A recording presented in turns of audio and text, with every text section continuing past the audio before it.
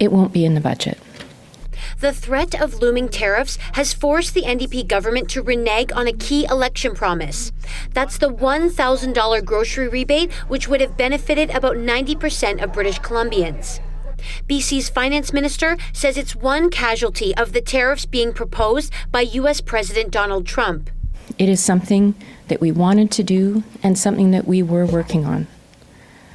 But that was a moment in time before an unpredictable person was in the White House and threatened our jobs.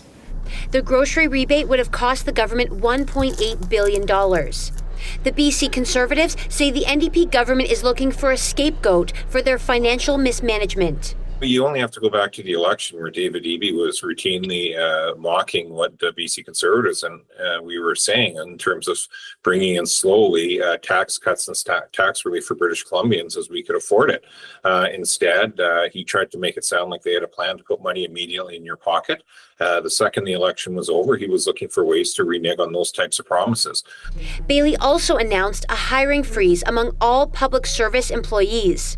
The exception is government employees who deliver core programs and services like social workers and correctional officers. We're obviously concerned that if frontline positions are not filled, that it's actually going to hurt our ability to maintain and grow the economy and also to meet the threat presented by this trade conflict. The hiring freeze does not impact public sector workers like teachers or nurses.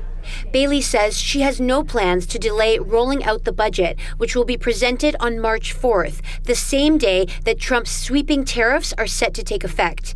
Katie DeRosa, CBC News, Victoria.